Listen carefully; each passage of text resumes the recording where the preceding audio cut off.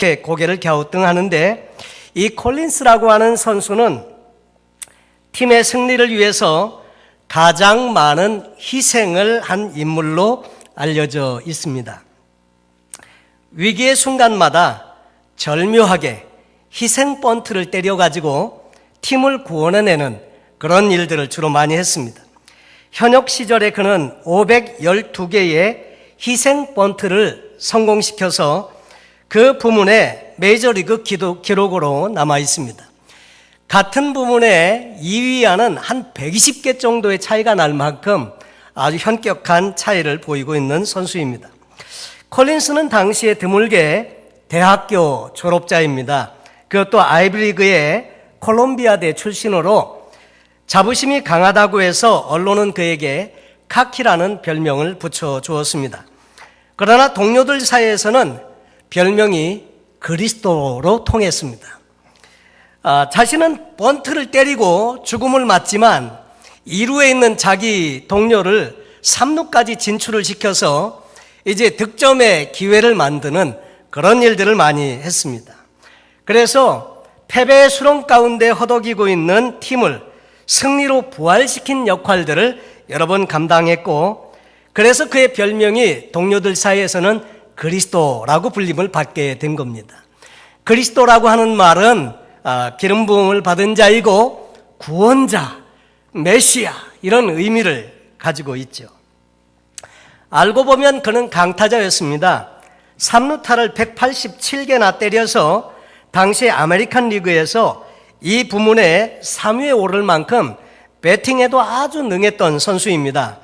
그러나 이게 배팅의 찬스가 올 때, 기회가 오면 한 방쯤 거포 본능이 발동할 만도 한데, 하지만 그는 철저하게 자기를 죽였습니다. 특히 주자가 3루에 있을 때는 그의 번트는 한편의 예술과 같았다고 설명을 하고 있습니다. 자칫 병살타가 돼서 게임이 끝날 법도 했지만 공은 투수와 포수 사이에 절묘한 사각지역에 떨어져서 자기는 죽으면서 득점의 찬스를 만들어서 팀을 승리로 이끈 적이 한두 번이 아니었다고 합니다. 그리고 그 자신의 소속팀이었던 필라델피아 어슬레틱스를 3차례나 월드 시리즈에서 우승을 차지하도록 역할을 했던 그런 선수입니다. 야구를 흔히 기독교 신앙에 빗대 이야기하는 것도 거슬러 올라가면 이 콜린스의 역할이 컸다고 하는 거죠. 뉴욕 매치의 전설적인 야구 감독인 웨슬리 웨스트롬이 남긴 명언 중에 이런 말이 있습니다. 야구는 교회와 같다. 많은 사람들이 참석하지만 대부분 이해 못한다 하는 거죠. 독실한 신자들도 때로는 예수님의 구원과 부활의 신비에 의문을 갖는 것처럼 야구 팬들도 번트가 왜 그렇게 중요한지 이해를 잘 못한다고 하는 이야기입니다. 구기 종목을 통틀어서 희생을 강조하는 스포츠는 야구밖에 없습니다. 희생이라고 하는 말, sacrifice, 이 말은 원래 신에게 바쳐지는 제물을 의미하는 그런 뜻을 가지고 있습니다. 교회에서도 이 희생이 가장 위대한 덕목 중에 하나로 꼽고 있죠. 요즘 보면 여러 가지 많은 사건들 중에 믿을 수 없다고 의문을 제기하는 그런 사건들이 여러 가지 있습니다. 지난주 우리 같이 식사하시면서 탐한 집사님 같이 얘기하셨던 아폴로 11호 달에 착륙했던 사실의 그런 사건에 대해서 우리는 달에 갔었다고 생각을 하지만 많은 사람들이 의문을 제기하고 있습니다. 당시에는 소련과 한창 우주여행의 선점을 놓고 각축을 벌이고 있던 시대였는데, 소련에서 먼저 우주선을 대기권 바깥으로 진입을 시켰죠. 뒤떨어진 이제 미국에서 그래서 아폴로 11호를 올려서 달에 착륙하고 돌아왔다고 하는 건데, 사진에 보면 그림자가 다르다는 등, 그리고 실제로는 안 갔다는 등, 실제로 갔으면 이렇게 많은 의문을 제기할 때 왜 그 많은 시간 동안에 그 이후에 한 번도 못 갔냐는 등 여러 가지 많은 이야기들이 있습니다. 진짜 갔었는지 안 갔었는지 잘 모르죠. 우리는 갔다고 그냥 알고 있지만 많은 의문을 제기하기도 합니다. 9/11 테러 당시의 일에 대해서도 많은 의혹을 제기하는 분들이 있는 것도 사실입니다. 예수님의 부활에 대해서도 오늘날까지 사람들은 많은 의구심을 제시하고 있기도 합니다. 과연 예수님이 살아나셨는가? 정말 죽은 사람이 살아날 수가 있는 것인가? 꾸며낸 내 이야기가 아닌가? 등등 많은 이야기가 지금까지 내려옵니다. 이 성경 본문의 배경은 지금으로부터 약 2000년 전에 유대 땅 예루살렘에서 가까운 골고다라고 하는 언덕에 하나님의 아들 예수 그리스도라고 하는 분이 사람들에게 붙들려서 모진 매를 맞고 채찍질을 당하고 가시 연류관 쓰고 십자가를 지고 거기서 죽었다고 하는 것입니다. 그때 이미 생명이 다 끊어진 그 시점에서 경건한 사람 아리마대 부자 요셉이 빌라도에게 청을 해서 그 시체를 가져다가 자기가 사둔 새 무덤에 장사를 지냈다고 하는 거죠. 그래서 장사 지낸 지 사흘째 되던 날 새벽 미명에 막달라 마리아와 또 다른 여인들이 함께 예수님이 묻힌 그 무덤을 향해서 가면서 서로 걱정을 이야기합니다. 누가 그 입구를 막고 있는 큰 돌을 우리를 위해서 옮겨줄 수가 있을까? 그 걱정을 하고 가보았는데 놀랍게도 가서 보니까 그 돌이 옮겨져 있는 겁니다. 원래 그 총독의 관인이 찍힌 물건을 함부로 옮기면 안 되거든요. 옮기면 사형입니다. 그런데 그 돌이 옆으로 굴려져 있는 것도 놀라운 일이지만 더 놀라운 사실은 안에 들어가 봤더니 예수님의 시신이 없는 거예요.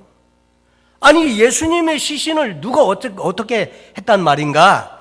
그러고 있는데 천사가 나타나서 예수님이 다시 사셨다는 이야기를 전해줍니다. 그 후로 지난 2000여 년간 인류는 바로 이 빈 무덤에 이 시선이 집중되어져 왔습니다. 왜냐하면 이 빈 무덤 때문에 전 인류의 운명이 바뀌게 되었고 이 빈 무덤 때문에 인류의 전 역사가 역전되어 버렸다고 하는 것입니다. 여러분, 절망이 소망으로 바뀌고요, 죽음이 생명으로, 가난이 부유로, 저주가 축복으로 변하게 된 사건이 이 빈 무덤을 통해서 생겨지게 되었다고 하는 거죠. 오늘 저희는 우리가 마리아의 일행처럼 주님의 빈 무덤으로 오늘 말씀의 배경이 되는 그 말씀을 통해서 그 빈 무덤으로 함께 가면서 이 빈 무덤이 저와 여러분에게 주는 그 의미, 그것을 생각해보고 그들이 느꼈던 충격과 감격을 함께 맛보길 원합니다. 그리고 우리의 인생에도 그 빈 무덤을 통해서 인류 역사에 역전의 놀라운 은혜가 있었듯이 우리의 삶에도 이 역전의 놀라운 은혜를 경험하면 좋겠다, 이런 마음으로 이 말씀을 함께 나눕니다. 첫째로 이 빈 무덤은 예수님이 하나님이신 것을 우리에게 증거해 주고 있습니다. 어느 날 예수님께서는 아브라함을 하나님 다음으로 존경하고 숭배하듯이 그렇게 살고 있는 이스라엘 백성들에게 너희 조상 아브라함은 나의 때 본 것을 즐거워하다가 보고 기뻐하였느니라, 이런 말씀을 합니다. 그 이야기를 듣고 사람들이 이렇게 반문을 합니다. 네 나이가 지금 50도 채 안 되는데 수천 년 전에 죽은 아브라함을 네가 봤단 말이냐. 그렇게 되들었을 때 예수님께서 또 말씀하십니다. 진실로 진실로 너에게 이르노니 아브라함이 나기 전부터 내가 있느니라. 이건 또 무슨 말이에요? 아브라함을 봤다는 것도 믿을 수 없는 일인데 아브라함이 나기 전부터 있대요. 여기 말씀의 시제를 한번 잘 살펴보시면 있었느니라가 아닙니다. 그때로부터 내가 있느니라. 그때도 있었고 계속해서 있어 왔고 지금도 있다, 그 이야기를 하는 거죠. 현재 진행형입니다. 내가 있느니라. 전에도 계시고 이제도 계시는, 처음이고 마지막이 되시는 영원 자존하신 전능하신 하나님 자신임을 말씀해 주시는 것입니다. 호렙산 떨기나무 속에서 모세에게 밝히 자신의 신분을 계시하신 하나님, 나는 스스로 있는 자니라. I am that I am. 나는 스스로 있는 자라고 말씀하셨는데, 여러분, 그 이야기를 예수님이 지금 하시는 거죠. 또 이런 일이 있었습니다. 운명하실 날이 얼마 남지 않은 시점에 제자들과 함께 시간을 보내시면서 예수님께서 이렇게 말씀하십니다. 너희는 마음에 근심하지 말라. 하나님을 믿으니 또 나를 믿으라. 내 아버지 집에 거할 곳이 많도다 하시면서 제자들을 위로하셨습니다. 그때 빌립이 그 말씀을 들으면서 이렇게 반문합니다. 주여, 그러면 아버지를 보여주십시오. 그러면 족하겠나이다. 아니, 아버지 자꾸 얘기하시는데 아버지를 좀 보여주세요. 그러면 내가 좀 족하겠습니다. 그 말을 듣고 예수님께서 또 이렇게 말씀하십니다. 빌립아, 내가 이렇게 오래 너희와 함께 있으되 내가 나를 알지 못하느냐? 나를 본 자는 아버지를 보았거늘 어찌하여 아버지를 보이라 하느냐? 이렇게 책망하십니다. 나를 본 자는 아버지를 보았느니라, 이 말은요, 내가 바로 하나님 아버지의 형상이다, 그 말을 하시는 것입니다. 히브리서 1장 3절 말씀처럼 예수님은 하나님의 영광의 광채시요 그 본체의 형상이신 것을 말씀하시고 계시는 거죠. 오늘 성경 본문에서도 보면 6절에 천사가 증거하는 말을 한번 들어보시면 이렇게 말씀을 합니다. 그가 여기 계시지 않고 그의 말씀하시던 대로 살아나셨느니라. 그가 여기 계시지 않고 그가 평소에 말씀하시던 대로 살아나셨느니라. 여러분, 우리는 사실 우리가 말한 대로 약속을 잘 이행하지 못합니다. 이행하지 못하는 것은 우리가 악해서 일부러 이행하지 않으려고 그렇게 하는 것이 아니고 우리가 약하기 때문에, 왜냐하면 우리는 그럴 능력이 없기 때문에, 우리가 한 말을 지킬 수가 없는 그런 유한한 존재이기 때문에 약속을 지키지 못하는 때가 있습니다. 여러분, 그러나 하나님은, 이 예수님은 하나님이신 거로 당신의 하신 말씀을 다 이루어 주셨는데, 심지어 죽었다가 살아나셔서 그 말씀이 사실인 것을 증거해 주시는 거죠. 그 말씀하시던 대로 살아나셨느니라. 이 말은요, 평소에 예수님이 하시던 말씀이 다 사실이라는 뜻입니다. 그리고 두 번째로 그분의 말씀대로 자신이 하나님의 아들이라고 하시는데 그 사실도 사실이라는 것을 증거해 주는 것입니다. 사람들은 자꾸만 예수님의 신성을 부인하려고 하지만 예수님은 말씀과 행위가 일치하시는 하나님이신 것을 부활을 통해서 직접 증거해 주시는 것입니다. 여러분, 오늘 말씀에 그의 말씀하시던 대로 살아나심으로 당신이 하신 모든 말씀이 사실이고 당신이 하나님의 아들이시고 당신이 바로 말씀하신 하나님, 참 인간이시고 참 하나님이신 그분이심을 우리에게 증거해 주시는 것입니다. 여러분, 예수님께 표적을 구하는 유대인들이 있었습니다. 당신이 그러면 하나님의 아들인 메시아인 표적을 보여달라, 그렇게 말할 때 예수님께서 대답하여 말씀하시기를 악하고 음란한 세대가 표적을 구하나 선지자 요나의 표적밖에는 보일 표적이 없느니라. 요나가 밤낮 사흘 동안 큰 물고기 뱃속에 있었던 것 같이 인자도 밤낮 사흘 동안 땅속에 있으리라. 악하고 음란한 세대가 메시아된 표적을 구하는데 보여줄 표적은 선지자 요나의 표적밖에 없다. 물론 그 전에도 예수님은 표적을 많이 보여주셨습니다. 물 위를 걸으시는가 하시면 말씀으로 바람과 바다를 잠잠케 하시기도 하시고, 병든 사람들을 고쳐주시고, 귀신을 쫓아내주시고, 보리떡 5개와 물고기 2마리를 가지고 5,000명이나 되는 사람을 먹이고도 12광줄이나 거두시고요, 많은 이적을 행해 주셨지만, 근데 예수님은 다른 표적을 말씀하시지 아니하시고 내가 보여줄 표적이 딱 하나 있는데 그것은 선지자 요나의 표적인데, 물고기 뱃속에서 사흘 동안 있다가 살아난 요나의 이야기, 내가 땅속에서 3일 지나고 다시 살아나리라, 요나의 표적을 이야기하십니다. 여러분, 그래서 예수님은 참 하나님이신 거로 사망 권세를 깨뜨리시고 그 말씀하시던 대로 부활하셔서 그 무덤을 빈 무덤으로 만드셨다고 하는 거죠. 여러분, 아리마대 사람 부자 요셉이 사둔 그 무덤은 예수님께서 그 장사 지냈던 그때도 빈 무덤이고 여전히 지금도 빈 무덤입니다. 누가복음 24장 5절에 보면 천사가 같은 사건인데 다른 이제 저자에 의해서 보충 설명되어져 있는 것이, 거기 보면 어찌하여 살아있는 자를 죽은 자 가운데서 찾느냐, 여기 계시지 않고 살아나셨느니라. 어찌하여 살아있는 사람을 죽은 자 가운데서 찾냐, 여기 없고 살아나셨느니라. 예수님의 부활에 대한 천사의 메시지입니다. 왜 산자를 죽은 자 가운데서 찾고 있느냐는, 이 이야기는 죽음을 당연지사로 여기고 살아가고 있는 모든 인류를 향해서, 그래서 예수 그리스도마저도 죽은 자 가운데서 너희가 찾고 있지만 그분은 하나님의 신고로 살아나셨느니라, 그 메시지를 전해주시고 있는 것입니다. 여러분, 예수님은 영원히 산 분이십니다. 그리고 여러분, 아담 이후로 많은 사람들은 이 땅에서 살아가면서 살다가 죽고 살다가 죽고 그러면서 무덤을 많이 남겼습니다. 여러분, 석가도 무덤을 남겼고 공자도 맹자도 다 무덤이 있습니다. 모하메도 무덤이 있습니다.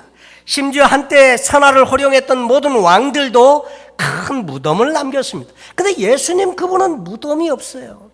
있어도 빈 무덤입니다. 그 이유는 그분이 하나님의 신고로 사망 권세를 이기시고 부활하셨기 때문에, 그래서 그 무덤은 지금도 빈 무덤입니다.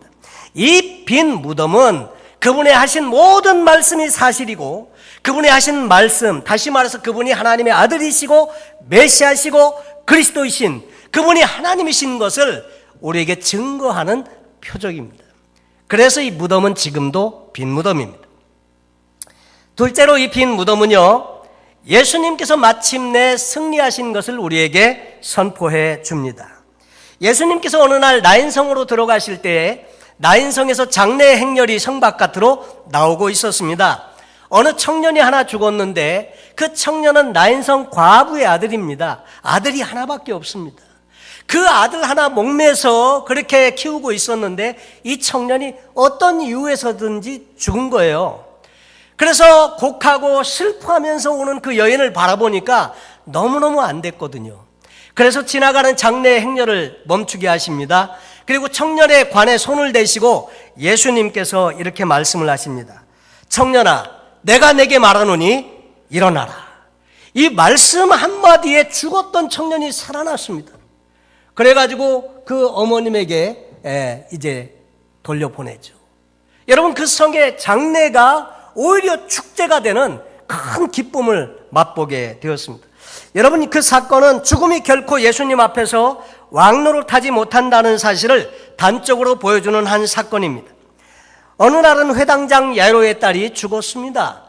그 집에 갔었을 때 이미 곡하는 사람들이 곡을 하고 있었습니다. 그때 예수님은 그 소녀의 12살 정도 된 소녀의 손을 붙잡아 일으키면서 이렇게 말씀하십니다. 달리다쿰, 소녀야 일어나라. 달리다쿰이라고 하는 한마디의 음성을 듣고 죽었던 그 소녀가 일어났습니다. 그리고 그 집에 큰 잔치가 벌어지게 되죠. 여러분, 우리가 잘 아는 대로 죽은 지 나흘이나 되는 나사로의 이야기 잘 아실 것입니다. 이 팔레스타인에는 날씨가 더워서 죽으면 바로 부식이 시작되는데 죽은 지 이미 벌써 나흘이나 됐어요. 썩어서 냄새가 납니다. 이렇게 말하는데 같이 갔습니다. 저 돌을 올려놓아라. 돌을 옮겨놓은 다음에 무덤을 향해서 예수님께서 이렇게 말씀하십니다. 나사로야 나오너라. 그 말을 듣고 죽었던 나사로가 배를 수적으로 다 동인 채로 걸어서 무덤 밖으로 나왔다고 성경은 기록하고 있습니다. 여러분 이렇게 다른 사람을 살리기도 했지만 진짜 놀라운 일은 자기가 죽었는데 자기 스스로 다시 살아난 이 놀라운 일입니다. 여러분, 그래서 사망 권세 아래 모든 사람들이 종노릇하고 있는데 그 사망 권세를 이기셨다고 하는 거죠. 모든 사람들이 가장 두려워하는 것이 있는데 그것은 뭐냐면 사망입니다. 이 세상에서 우리가 만나는 최고의 수준이 뭐냐면 죽음이라는 거죠. 그래서 정권이 바뀌고 나라가 막 이렇게 뒤바뀌고 할 때 사람들에게 끌어다가 총을 머리에다 대고 너 이렇게 안 해? 너 죽어. 다 꼼짝없이 합니다. 다 사망의 권세 아래서 다 종노릇합니다. 죽음이라고 하는 것은 사람이 만나는 가장 높은 수준입니다. 그래서 장례식에 가면 다 숙연한 거예요. 그런데 예수님께서는 그 사망의 종노릇하는 인생들을 향해서 요한복음 11장에 이렇게 말씀하십니다. 나는 부활이요 생명이니 나를 믿는 자는 죽어도 살겠고 무릇 살아서 나를 믿는 자는 영원히 죽지 아니하리라. 아멘이십니까? 예수님께서 직접 하신 말씀입니다. 그렇습니다. 예수님은 부활이시고요 생명이십니다. 그러므로 예수님은 죽음을 박차고 일어나셔서 다시 살아나시고 영원한 승리를 쟁취하시게 된 것입니다. 마귀 사단의 사망 아래 사망의 권세에 그 종노릇하는 모든 인생들을 자유케 해주시기 위해서 사망 권세를 이기시고 본인 스스로 승리하시게 된 것입니다. 그래서 난성 과부의 아들도 살리시고 회당장 야이로의 딸도 살리시고 나사로도 살리시고 마침내는 자기도 죽었다가 사흘 만에 부활하심으로 살아나셔서 사망의 모든 권세를 깨치시고 승리하신 것을 이 아침에 우리에게 전해주시는 것입니다. 오늘 부활주의를 맞는 이 아침에 저와 여러분이 붙들어야 할, 쟁취해야 할 단어가 하나가 있다면 그것은 승리, 빅토리라고 하는 것입니다. 예수님께서 승리하셨습니다. 히브리서 2장 14절로 15절에 자녀들은 혈과 육에 속하였음에 그도 또한 같은 모양으로 혈과 육을 함께 지니심은 죽음을 통하여 죽음의 세력을 잡은 자 곧 마귀를 멸하시며 또 죽기를 무서워함으로 한평생 매여 종노릇하는 모든 자들을 놓아주려 하심이니. 죽음을 통하여 죽음의 세력을 잡은 자 곧 마귀, 이 마귀를 멸하시고 그리고 사망 권세를 깨뜨리시고 승리하심으로 말미암아 그 권세 아래 종노릇하는 모든 사람들에게 자유를 주셨다고 하는 것입니다. 우리 대장이신 예수님께서 승리하셨습니다. 여러분, 마귀 사단은 이미 패배한 존재입니다. 그러므로 그 마귀 사단을 향해서 우리도 선포할 수 있습니다. 너는 already 이미 패배한 존재야. 예수님께서 이미 승리하셨다. 더 이상 나를 괴롭히지 못한다. 그러면서 예수 그리스도의 이름으로 명령할 수 있습니다. 여러분, 이렇게 명령할 수 있습니다. 내가 부활하시고 승리하신 예수 그리스도의 이름으로 명하노니 너 패배한 이 더럽고 악한 흑암의 권세는 내 묶음을 놓고 떠나갈지어다. 질병아 떠나가라. 저주야 떠나가라. 가난아 떠나가라. 여러분, 선포할 수 있습니다. 여러분, 이것이 부활주의를 맞아서 예수님께서 저와 여러분에게 주시는 선물입니다. 바로 승리, 영적인 승리, 이것을 저와 여러분에게 주셨습니다. 예수님께서 살아계실 때 말씀하셨습니다. 내가 온 것은 양으로 생명을 얻게 하고 더 풍성히 얻게 하려 하십니다. 그뿐만 아니라 예수님은 마지막으로 제자들에게 이런 말씀도 주셨습니다. 내가 세상 끝날까지 항상 너희와 함께 있으리라 하시니라. 부활하신 예수님은요, 지금도 저와 여러분과 함께 하십니다. 그리고 지금도 우리에게 승리를 안겨주시기를 원하십니다. 여러분, 오늘뿐만이 아니라 우리가 주님 나라에 갈 때까지 이미 승리하신 예수님 의지하시고 승리하시는 삶을 사시는 복된 저와 여러분 되시기를 바랍니다.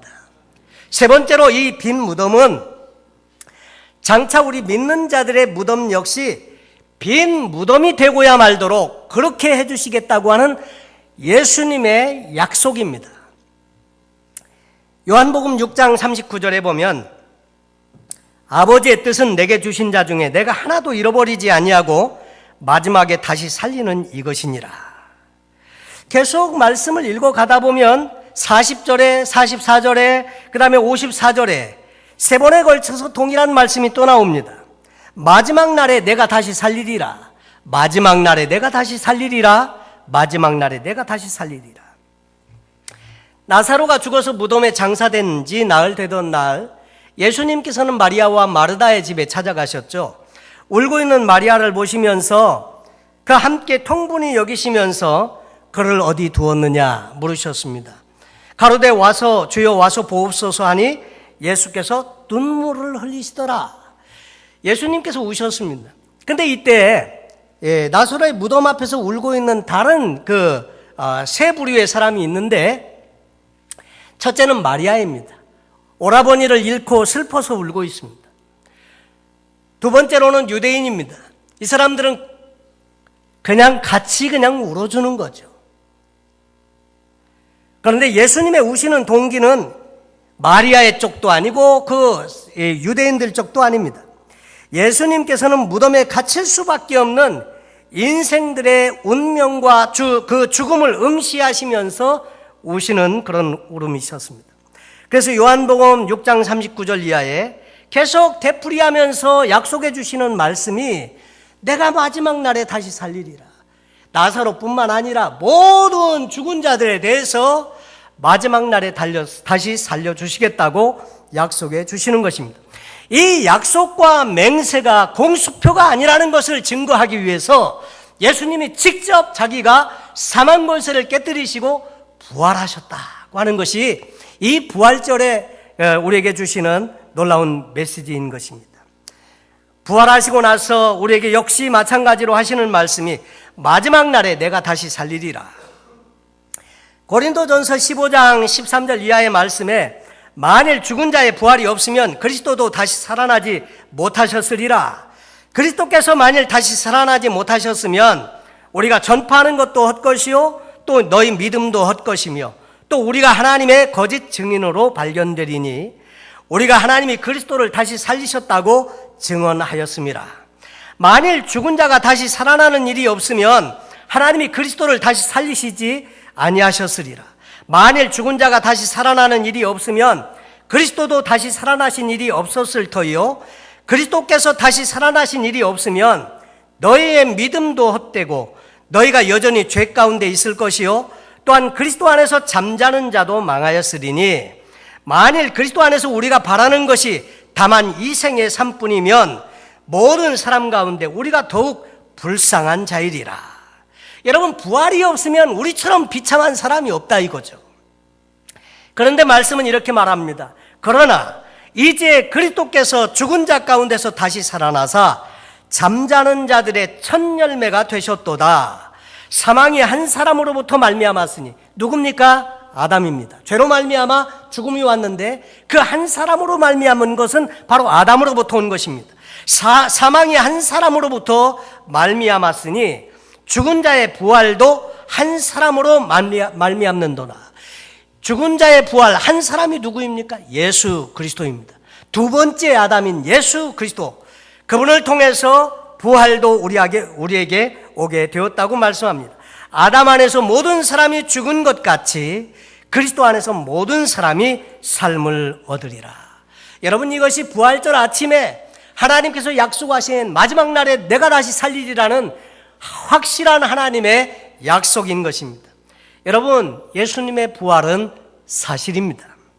이제까지 교회가 그 증거이고 제자들이 그 증거이고 수많은 순교자들이 그것을 증거했습니다. 하나님의 말씀이 그것을 증거했습니다. 오늘 우리 스스로가 또 그 부활의 증인이 되어야 할 줄로 믿습니다. 예수님에 대한 그 놀라운 복음의 메시지의 핵심은 예수님이 십자가에 달려 죽으셨다는 것이고 부활하셨다는 것입니다.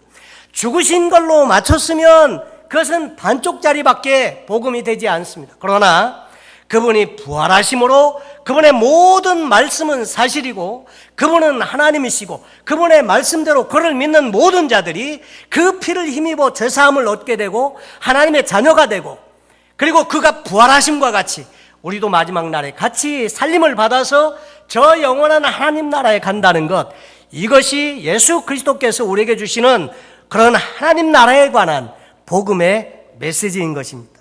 여러분, 사랑하는 성도 여러분, 예수님의 무덤은 지난 2000년 동안 빈 무덤이었습니다. 예수님의 그 무덤 이야기가 지금도 부활 이야기가 시들지 않는 이유는 무엇입니까? 그것은 예수님께서 실제로 부활하셨기 때문이고요. 그 부활하시면서 전해주신 말씀과 같이 바로 모든 것이 사실이라고 하는 것을 증거하고 있기 때문에 그렇습니다. 예수님은 지금도 부활하셔서 하나님 보좌 우편에서 저와 여러분을 위해서 중보하고 계시고, 그 예수 그리스도는 지금도 성령님으로 우리 안에 와 계셔서 우리의 삶을 승리케 하시고 우리의 삶에 동행하시면서 인도해 주시고 또 우리의 삶을 동행하시면서 함께 하시고 정말 하나님의 나라에 갈 때까지 우리를 보호해 주시는 성령님이신 것을 말씀하고 있습니다.